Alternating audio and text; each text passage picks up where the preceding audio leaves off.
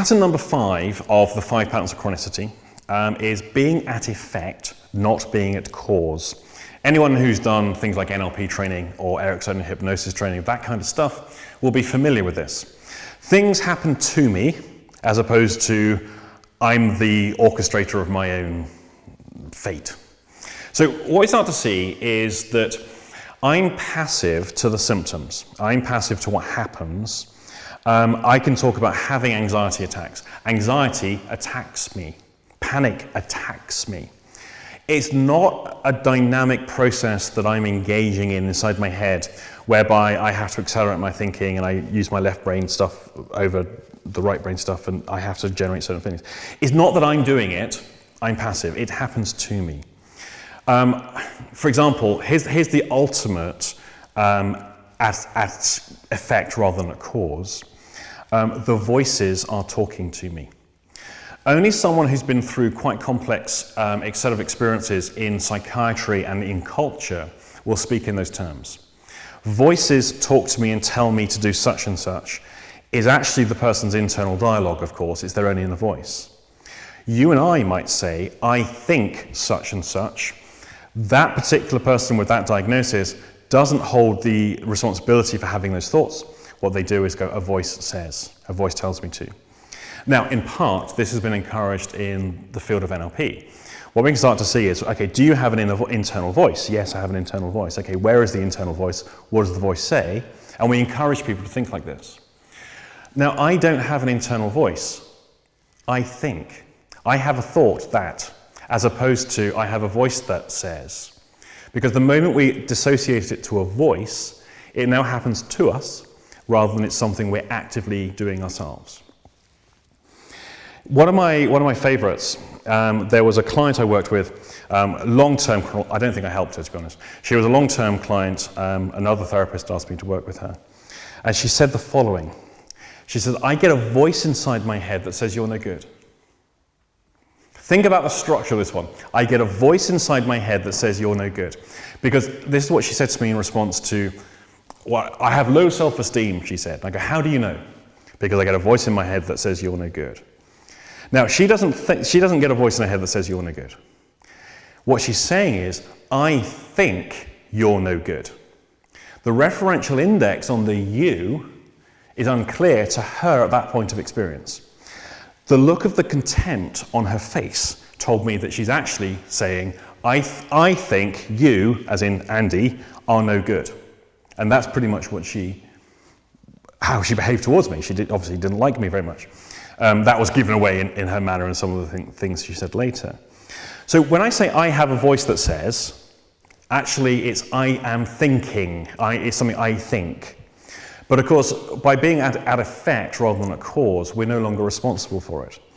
What she's now able to do is experience this contempt for other people, say things like, well, I have low self-esteem because I have a voice that says you're no good, and not be responsible for that.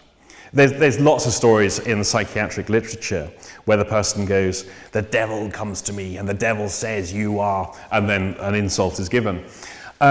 These are quite common ways that people can dissociate the responsibility. I don't think this, the devil thinks it, and I'm just the one who communicates it. Religion does this. A lot of people are the spokesperson for the divine or for an aspect of the divine, and they are the mouthpiece. They're not the one who's responsible. It is the divine, the God, or the angel, or whatever it is that's responsible. They are merely the effect of these things. They're not the cause of it.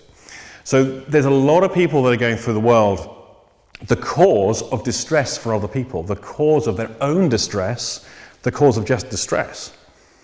But it's not them doing it. The attribution is, it's happening to me or someone else is doing it. I'm passive to this.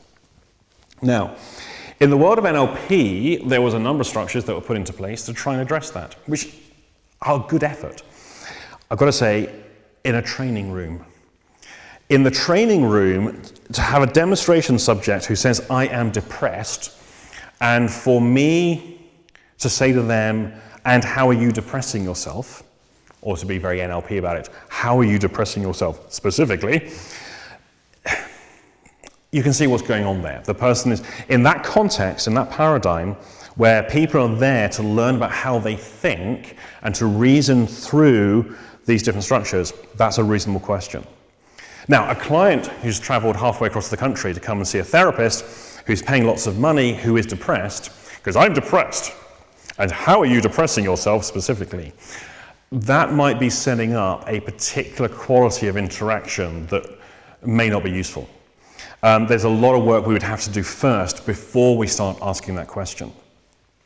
So this being at effect rather than being a cause is a pattern more to be aware of and to observe it when it's happening, and not necessarily to buy into the narrative the client is offering, but to recognize it for what it is and to start to guide that person into an understanding of what they can do to address the activity.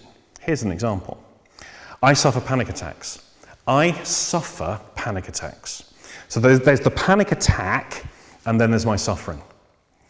Now, unless we can hear that being spoken in the way that it is being spoken, what we can start to do is we start talking at the symptoms. So the panic is what we're going for.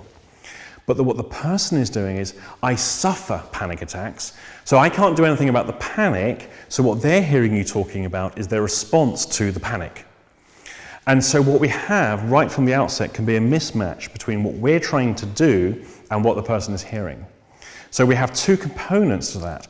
There's the activity of the panic, and then there's the suffering of the panic. We must address both those halves, like two halves of an equation. If we're only dealing with one half, so how do you do the panic, the person might be thinking and responding as though, how do I do the suffering? Because the panic isn't something I do, it just happens. And that's how people think about these things, it just happens by itself. So what we need to do is start coaching people towards how they can actually connect the responsibility of it. And again, this is something that's taught in the IEMT. The IEMT structure is built entirely around these patterns. So by working with the IEMT algorithms, what we're able to do, of course, is to deal with these patterns usually simultaneously. So I think that's it for now, for the 5 patterns of chronicity. There are others, these sub-patterns, or the non-primary, I don't know, I don't really have a name for them yet. There's other patterns as well, but these are the 5 to watch out for. Love to hear your feedback, of course. Stick them in the comments section below. Don't forget to click like and tell all your friends.